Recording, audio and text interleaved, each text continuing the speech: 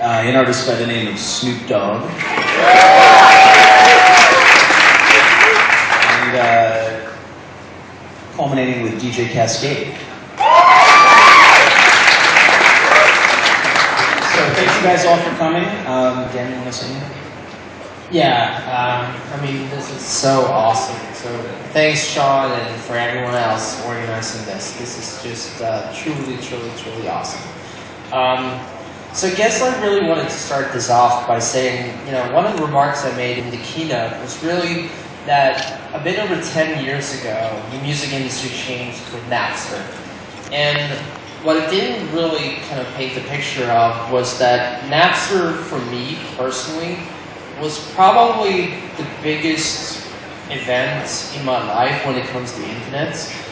It really changed how I consume music, the way, my favorite artists, how I shared music with friends, and all those things.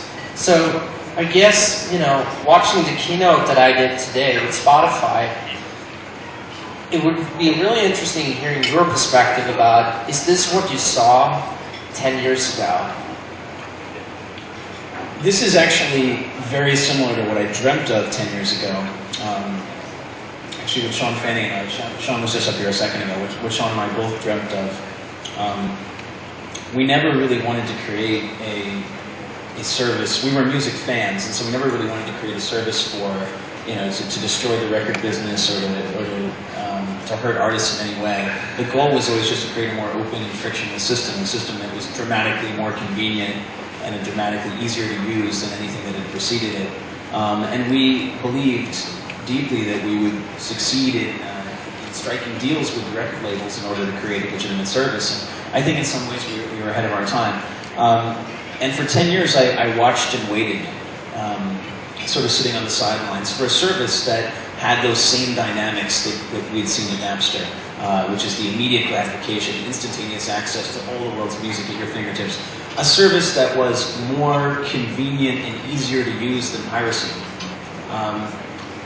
You had to get a set of things right. You had to have this instantaneous access. You had to have a fast interface. You needed to have the whole, the whole depth and breadth of the music libraries of all the major labels and all the indie labels all in one place. You couldn't compromise in that regard. Spotify was the first product that I saw that was able to deliver on that original promise of Napster. That was where the bar was set about 11 years ago. And I honestly believe that no service could ever offer a legitimate solution for the music industry if it didn't at least meet and then further exceed the bar that had been set by Napster. So meeting Daniel was one of the 2 or 3 most important moments in my life.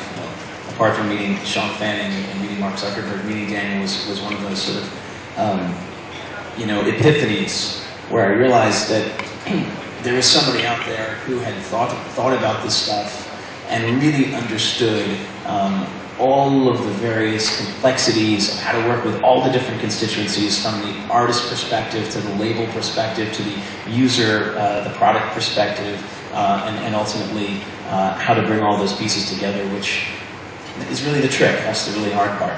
So, Dan, you want to jump in? Yeah, well, the next question that I guess I get asked a lot, but what would be really helpful is to kind of get your perspective on this as well, is, so we did this Open Graph integration today with Facebook, which allows you really to play music and share it with your friends really, really, really easily. How do you think that's really going to affect the music industry?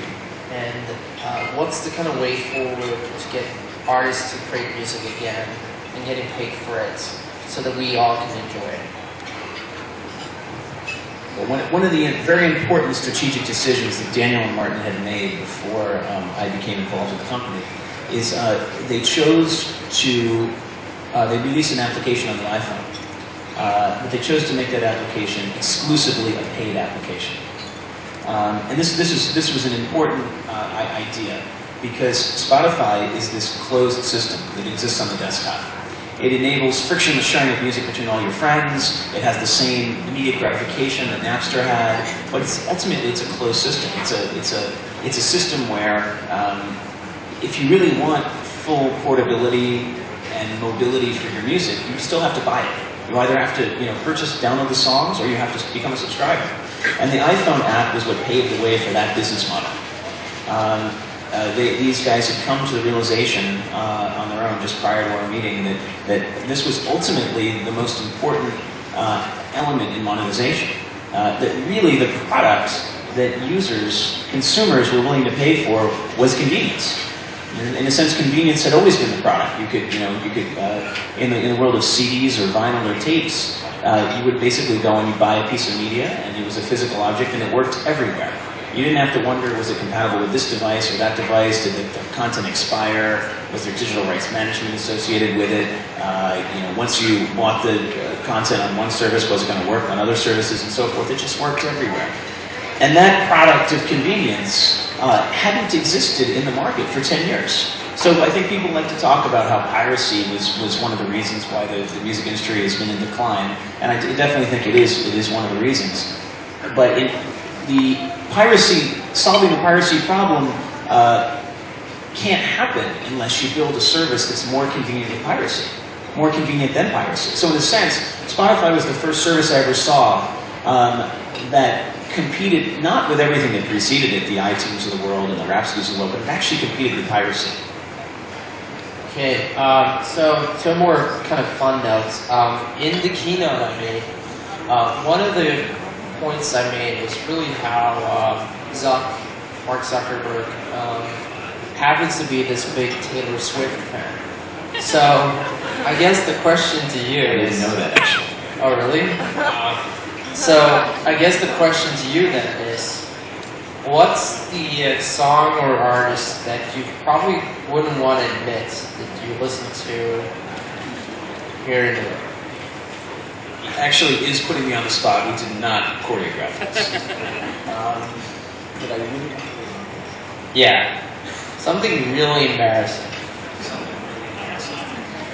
Justin Bieber. Oh, God.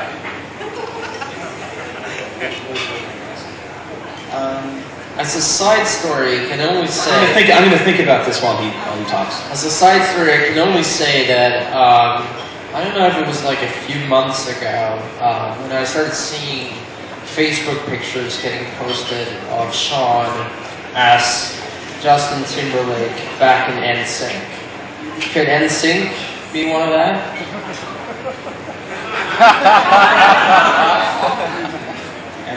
That's actually a pretty good question. I owe a great debt to Justin Timberlake because I think if it weren't for the fact that he played me in a film, I suspect that all of the recording artists that are here tonight may not have shown up because it's not entirely clear that they knew they were coming to hang out with a bunch of nerds. I think they may have thought that was actually them. Embarrassing band. What's your embarrassing band? That's a very good one. At the moment, I'm not really into gangster rap. So I've been listening to like Dr. Dre's 2001 album, which I'm pretty sure you guys can start checking out on my Facebook profile pretty soon. In particular, there's been like all these ones where it's time to hit it. It's really good, and so on. What else? So NSYNC, no? I was never a huge NSYNC fan.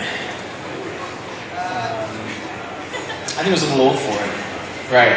But you gotta have something.